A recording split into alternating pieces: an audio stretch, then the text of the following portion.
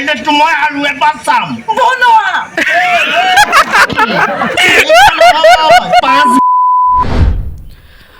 যোৱাকালি মই ভাইমন্দা চাই আহিলোঁ আৰু আমাৰ ধেমাজি চিনেমা হলত আৰু ধেমাজি চিনেমা হলত মানে হাউচফুল বুলিয়ে ক'ব লাগিব বাকী এটা দুটা মাজে মাজে চিট খালী হাউচফুল একেবাৰে নহ'লগৈ যি কি নহওক বহুতখিনি মানুহ হৈছে মই আগতে চাব গৈছোঁ বেলেগ চিনেমা তাত ইমান বেছি মানুহ নাথাকে কিন্তু কালি বহুত মানুহ আৰু আজিৰ পৰা চাগে আৰু বেছি হ'ব যেন লাগিছে কাৰণ খুব পজিটিভ হেৰি গৈছে পজিটিভ কমেণ্ট গৈছে সেইকাৰণে খুব বেছি ভাল লাগিছে কিমান এক্সাইটেড হৈ আছিলোঁ মই যি কি নহওক ইমান এক্সাইটেড হোৱাৰ পিছত যিহেতু ছবিখন আহিলে আৰু ছবিখন কেনেকুৱা পালোঁ মই চাবলৈ মোৰ পইচাটো এনেই গ'ল নি অথলৈ সকলোখিনি কথা ভিডিঅ'টোত গম পাই থাকিব বলক ভিডিঅ'টো আৰম্ভ কৰোঁ আৰু সকলোৱে গমেই পাইছে চিনেমাখনৰ মূল কাহিনীটো হৈছে আমাৰ লিজেণ্ড বুলি ক'ব লাগিব অসমীয়া ফিল্ম ইণ্ডাষ্ট্ৰীৰ পৰিচালক আৰু ডাইৰেক্টৰ আগৰ পৰা শুনি থাকোঁ নামটো মানে তেখেতৰ লাইফ ষ্টাইলটো মই ক'তো যেনিবা পঢ়া নাই কিন্তু নামটো শুনিছোঁ এজন ভাল পৰিচালক আছিল ভাল মানুহ আছিলে ভাল ব্যক্তি আছিলে বুলি এনেকৈ শুনি থকা হয় কিন্তু ছবিখন চোৱাৰ পিছত পাগল হৈ যাব মানে কি ষ্টৰি লেভেল ইমান এটা সুন্দৰ জাৰ্ণি বুলি ক'ব লাগিব একদম ঘাট প্ৰতিঘাত থকা এটা জাৰ্ণি বহুত বেছি মানে হাল সলনি কৰা নাই একদম এটা মুনিন বৰুৱাৰ নিজৰ লাইফটো মূল কাহিনীটো বা সঁচা কাহিনীটো বুলি ক'ব লাগিব সেইটোৱে স্পষ্টভাৱে বনাইছে চিনেমাখন চোৱাৰ পিছত আপোনালোকে বুজিব পাৰিব যে অসমীয়া চিনেমাৰ ইতিহাস মৰম আৰু বিশেষকৈ জুবিন দা আৰু ৰবি দা যতীন বৰা আৰু লগতে বিজু দাহঁতৰ মানে অতীত জানিব পাৰিব এই ছবিখন চালে 1950 দশকৰ গোলাঘাটত থকা শৈশৱকালৰ পৰা আৰম্ভ কৰি অসমীয়া চলচ্চিত্ৰ জগতলৈ তেওঁৰ অৱদানৰ বিষয়ে সকলোখিনি কথা এই ছবিখনৰ যোগেদি প্ৰকাশ পাইছে আৰু কিমানখিনি ঘাট প্ৰতিঘাতেৰে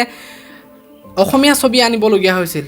অসমীয়া ছবি আগতে একেবাৰে ডাউন আছিলে যদি আমি চিনেমাখনত থকা অভিনেতা অভিনেত্ৰীসকলৰ যদি অভিনয়ৰ কথা ক'বলৈ যাওঁ কেনেকুৱা হৈছে অভিনয় প্ৰত্যেকৰে বহুতেই বেছি ভাল হৈছে আৰু আন এটা চিনৰ পৰা আন এটা চিনলৈ যাওঁতে ইমান সুন্দৰকৈ চিনটোৰ সংলাপখিনিৰ লগত ইমান সুন্দৰকৈ এডজাষ্ট হৈ গৈছে মানে ইটোৰ চিনৰ পৰা সিটো চিন কাট কৰোঁতে একদম একোৱে ধৰিব পৰা নাই সেইটো প্লাছ পইণ্ট মানে ভাল লাগিছে আৰু মিউজিকৰ ক্ষেত্ৰত আল্টিমেট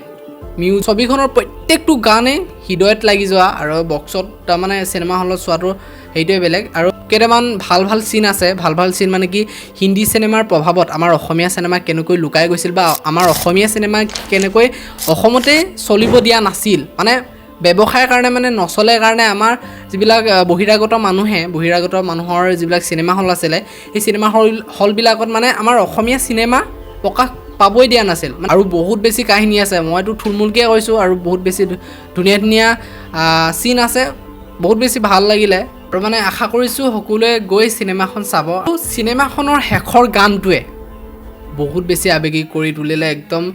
গাৰ নোম এডাল হিয়ৰি উঠি গ'ল মানে অসমীয়া চিনেমা যে অসমত চলাই দেখুৱালে তাৰ বাবে ধন্যবাদ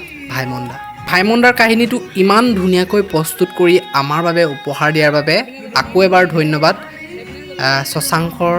সমীৰ দালৈ বহুত বেছি ধন্যবাদ বহুত বেছি মৰম বহুত বেছি শুভেচ্ছা চিনেমাখন ভাল হওক সকলোৱে আঁকোৱালি লওক আপোনালোক ইমান বেছি মোৰ মানে চাইছোঁ যদিও ইমান বেছি ক'ব পৰা মোৰ অভিজ্ঞতা নাই সেইকাৰণে যিমানখিনি পাৰিলোঁ থুলমূলকৈ ক'লোঁ বাকীখিনি আপোনালোকে গৈ চাবগৈ আৰু তাত থকা গানবিলাক আপোনালোকে শুনিব একদম হৃদয় চুই যাব আৰু আজিলৈ মোৰ ভিডিঅ'টো ইমানেই আছিল যদি ভিডিঅ'টোৰ পৰা ভুল হৈছে ভুলটো হ'বই